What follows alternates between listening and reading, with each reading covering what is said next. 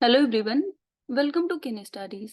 आज है 13 अप्रैल और ऐतिहासिक रूप से आज की तारीख काफी इम्पोर्टेंट है क्योंकि आज की ही तारीख को 1919 में अमृतसर में जलियांवाला बाग हत्याकांड हुआ था।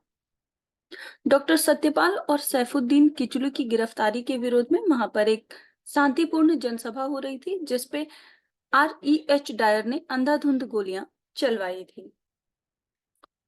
इसके साथ ही जलियांवाला बाग हत्याकांड की बात करें तो इसमें हंसराज नामक एक भारतीय व्यक्ति था जिसने डायर का सहयोग किया था और डॉक्टर शंकरन नायर थे।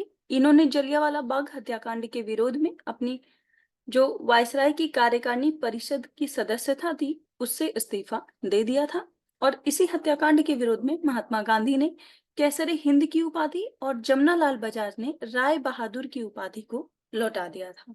आपको कमेंट करके बताना है कि इस हत्याकांड के विरोध में डॉक्टर रविंद्रनाथ टैगोर ने अपनी कौन सी उपाधि वापस की थी। बढ़ते हैं अब आज की क्वेश्चंस की ओर। आज का फर्स्ट क्वेश्चन है, C Dome air defence system recently seen in the news is developed by which country. आपसे पूछा जा रहा है सी डोम जो वायु रक्षा प्रणाली है वो हाल ही में खबरों में देखी गई है। आपको बताना है कि ये किस देश के द्वारा विकसित की गई है। आपके ऑप्शंस हैं इजराइल, रशिया, चाइना या फिर इंडिया। और इस क्वेश्चन में आपका करेक्ट ऑप्शन हो जाएगा ऑप्शन ए, ये संबंधित है इजराइल से। आप यहां देख सकते हैं। So Israel deployed its ship mounted defence system जिसका नाम है C Dome for the first time. C Dome, a naval adaptation of the Iron Dome, protects against rocket and missile threats utilizing radar detection and interceptors. It boosts high effectiveness. So mounted on SAR 6 class corvettes, it integrates with the ship radar for enhanced target detection. Operational since November 2022, Sea-Dome ensures comprehensive maritime defense against modern threats, showcasing Israel's advanced military technology. अभी हाल ही में Israel ने पहली बार उसका जो दक्षिणी शहर है Elliot उसके पास हवाई क्षेत्र में प्रवेश करने वाले एक संदिग्ध लक्ष्य के खिलाफ जो उसकी ये जहाज आधारित रक्षा प्रणाली है सीडोम उसको तैनात किया है जिसकी वजह से ये काफी चर्चा में रही है। सीडोम की बात करें तो ये आयरन डोम वायु रक्षा प्रणाली का एक नौसैनिक संस्करण है जिसका उपयोग रॉकेट और मिसाइल हमलों से बचने के लिए किया जाता है। बढ़ते हैं नेक्स्ट क्वेश्चन की ओर। Consider the following statements regarding the United Nations security Council. यहाँ पर संयुक्त राष्ट्र सुरक्षा परिषद से संबंधित कुछ कथन दिए गए हैं जिस पर आपको विचार करना है। फर्स्ट स्टेटमेंट है, the primary responsibility of the United Nations security council is to maintain international peace and security. Second, the council's presidency rotates every month among 5 permanent members. आपसे यहाँ पर इनकरेक्ट स्टेटमेंट पूछा जा रहा है कि यूनाइटेड नेशंस सिक्योरिटी काउंसिल से संबंधित कौन सा कथन गलत है ये आपको बताना है और इस क्वेश्चन में आपका करेक्ट ऑप्शन हो जाएगा ऑप्शन सी। यहाँ पर आपका सेकेंड स्टेटमेंट इनकरेक्ट है। आप यहाँ देख सकते हैं। यूनाइटेड नेशंस सिक्योरिटी काउंसिल की बात करें तो it was established by the UN charter in 1945 and it is one of the 6 principal organs of United Nations. तो उन 6 प्रिंसिपल ऑर्गन्स में शामिल है general assembly, security council, international court of justice, United Nations secretariat, economic and social council, इसके साथ ही trusteeship council. Security council की primary responsibility होती है to work to maintain international peace and security और सिक्योरिटी काउंसिल का headquarter है New York में।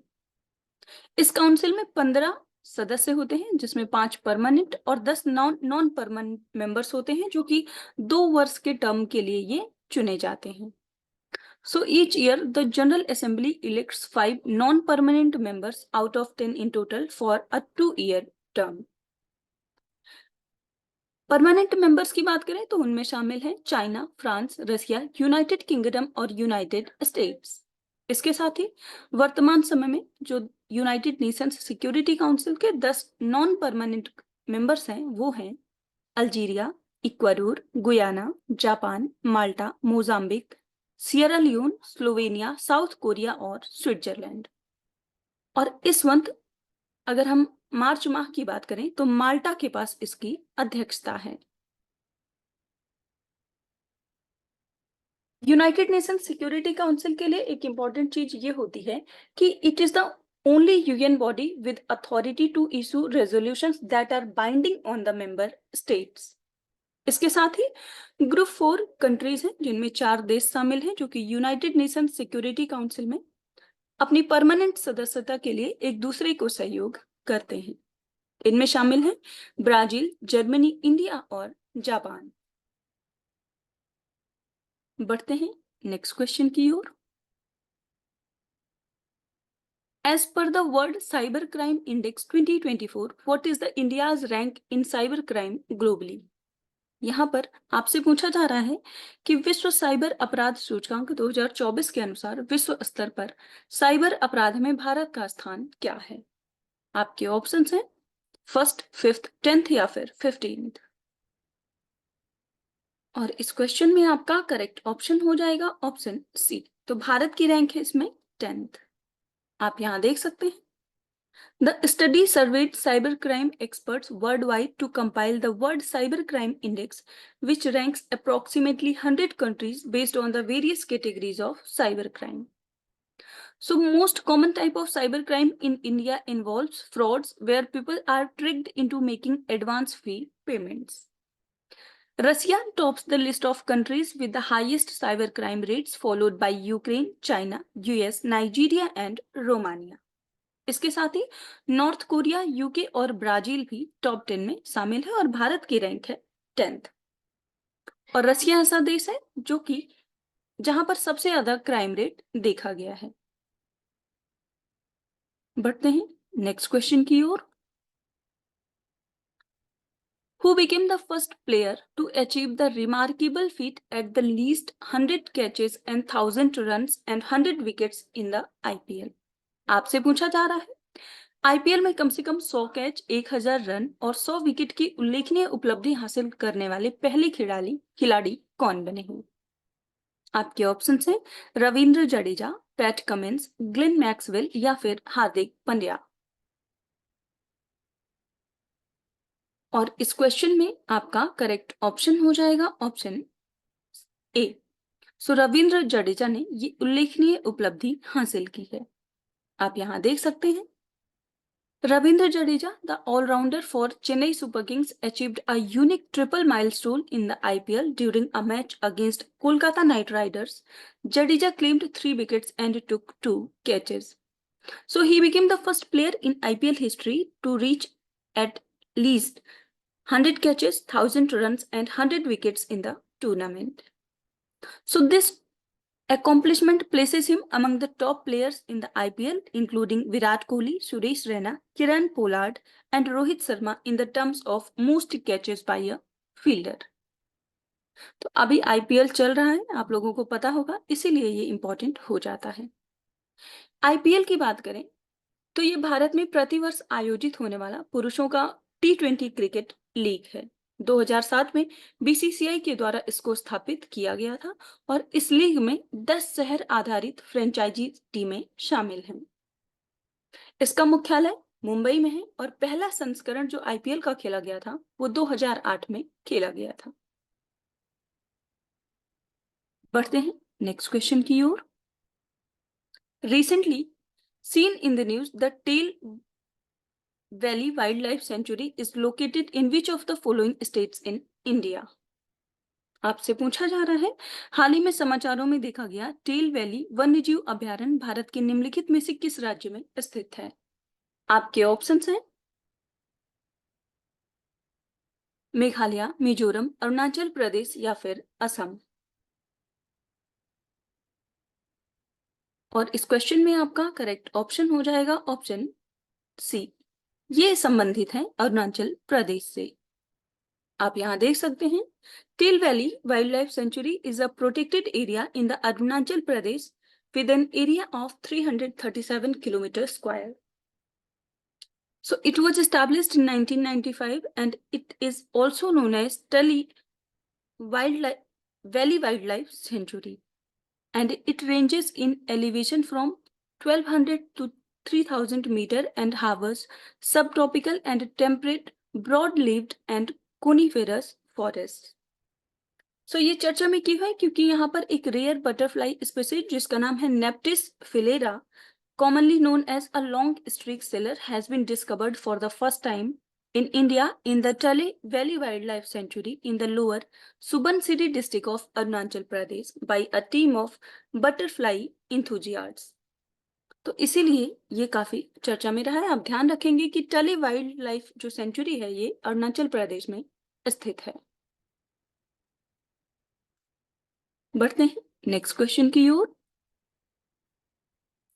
Consider the following statements about global carbon projects. यहाँ पर ग्लोबल कार्बन प्रोजेक्ट से संबंधित कुछ कथन दिए गए हैं जिस पर आपको विचार करना। फर्स्ट स्टेटमेंट है, the global carbon project is a project under the world meteorological organisation. And second, one of the primary goals of GCP is to support policy making with robust and up-to-date scientific data on global and regional carbon trends.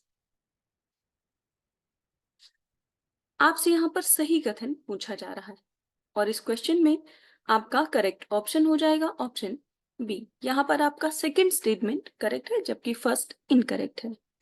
आप यहाँ देख सकते हैं। सो global carbon project जो है ये एक international research project है with in the future earth research initiative and it was established in 2001. Its aim is indeed to better understand the carbon cycle and how humanity influences it. So GCP is renowned for its annual global carbon budget reports that provides an assessment of global and regional carbon dioxide emissions and their partitioning among the atmosphere, land and ocean. So this effort greatly supports policy making by offering updated and reliable data on carbon trends. So GCP की बात करें तो ये एक organisation है जो कि seek करता है to quantify global green house gas emissions. Green house gas में जो डोमिनेंट 3 ग्रीन हाउस गैसेस होती हैं वो होती हैं कार्बन डाइऑक्साइड, मीथेन और नाइट्रस ऑक्साइड। इसके साथ ही अगर हम वर्ल्ड मेट्रोलॉजिकल ऑर्गेनाइजेशन की बात करें तो उसको एस्टैब्लिश किया गया था 1950 में as an inter governmental organisation and it became a specialised agency of United Nations in 1951। इसका हेडक्वार्टर जिनेवा स्विट्जरलैंड में स्थित है and WMO is comprised of 193 member states and territories. So आज की करंट अफेयर सेशन में इतना ही। Thank you for watching. Do like, share and subscribe.